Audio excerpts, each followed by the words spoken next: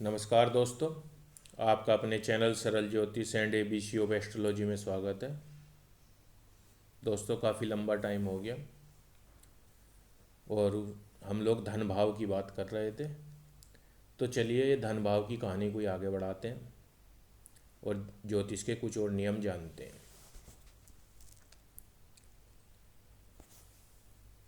तो सबसे पहले तो दोस्तों, द्वितीय भाव से जातक के धन, नेत्र, सुख, विद्या, वाक शक्ति, कुटुंब और भोजन का विचार करना चाहिए।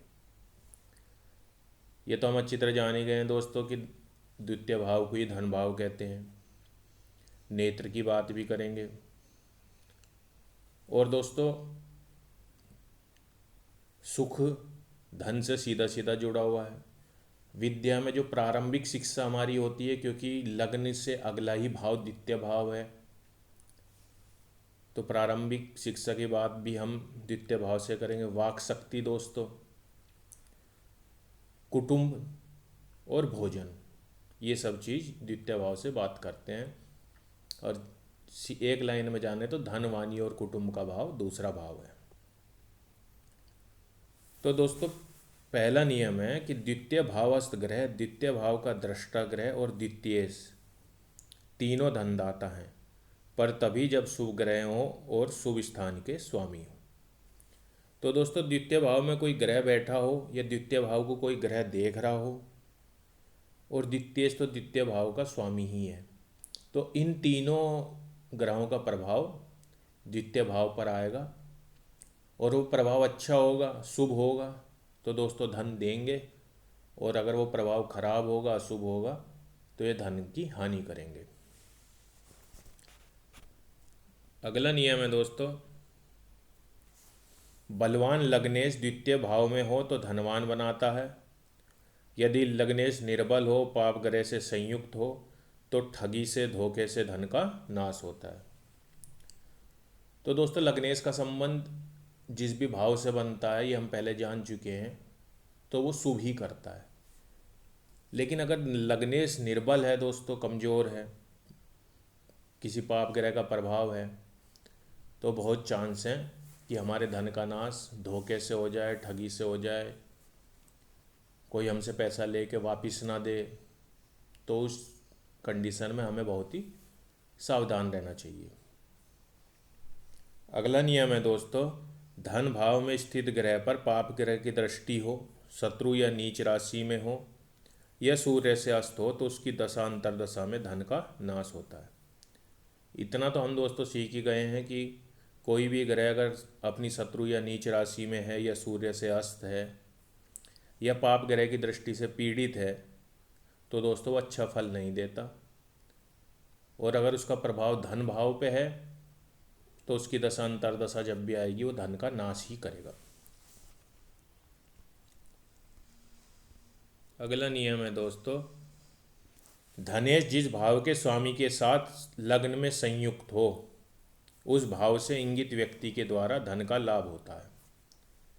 यानी कि दोस्तों, धनेश जो है किसी और ग्रह के साथ अगर लग्न में बैठा है, तो वो जो ग्रह लग्न में बैठा है धनेश के साथ, वो जिस भाव का स्वामी है, और वो भाव जिस व्यक्ति को रिप्रेजेंट करता है, जिस रिश्ते को रिप्रेजेंट करता है, उसके द्वारा हमें धन का लाभ होगा। जैसे मान लीजिए कि धनेश जो है तृतीयेश के साथ बैठ गया लग्न में, तो तृतीय भाव से हम बात करते हैं छोटे भाई की, तो छोटे भाई के सहयोग से हमें धन का लाभ हो सकता है।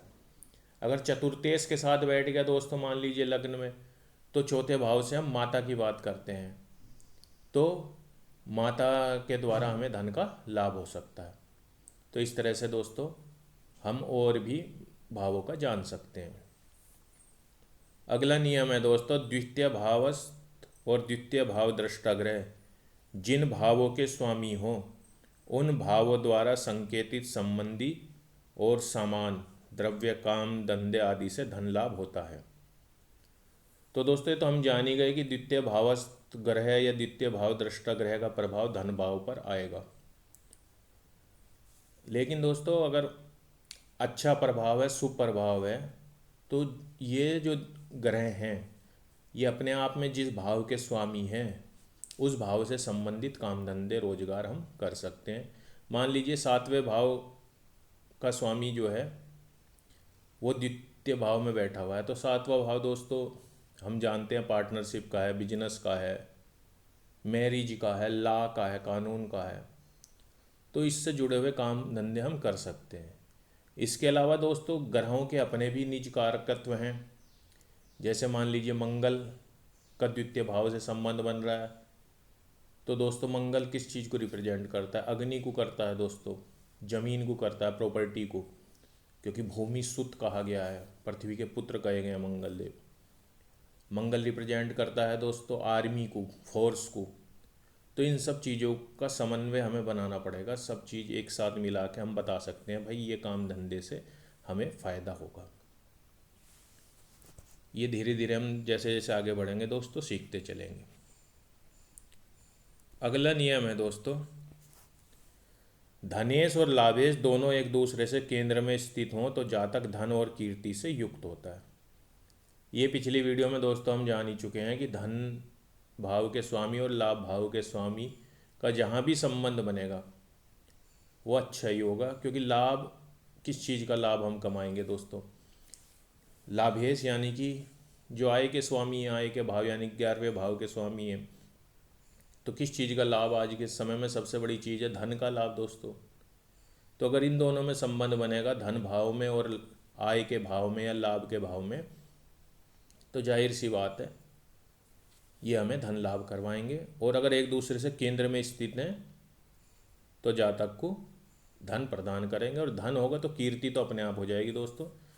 ये हम देख ही रहे हैं अपने चारों तरफ, जिस पे पैसा है उसका नाम दुनिया समाज में होता ही है। और अगला नियम दोस्तों जस्ट इसका अपोजिट है, धनेश या लाभेश 6, 8, 12 भाव में हो तो धन का नाश होता है। इतना तो हम सीख ही गए हैं कि 6, 8, 12 वे भाव जो हैं अच्छे भाव नहीं हैं, बुरे भाव हैं। कोई भी ग्रह अगर वहाँ पे बैठता है जाके तो वो अपने भाव का नाश ही करता है। तो दोस्तों आज के लिए इतना ही। आशा करता हूँ आपको अच्छा लगा होगा। प्लीज़ लाइक कीजिए, सब्सक्राइब कीजिए। अगली वीडियो में हम धन भाव से संबंधित और बातें करेंगे और जानेंगे ज्योतिष के नियमों को। नमस्ते, धन्यवाद।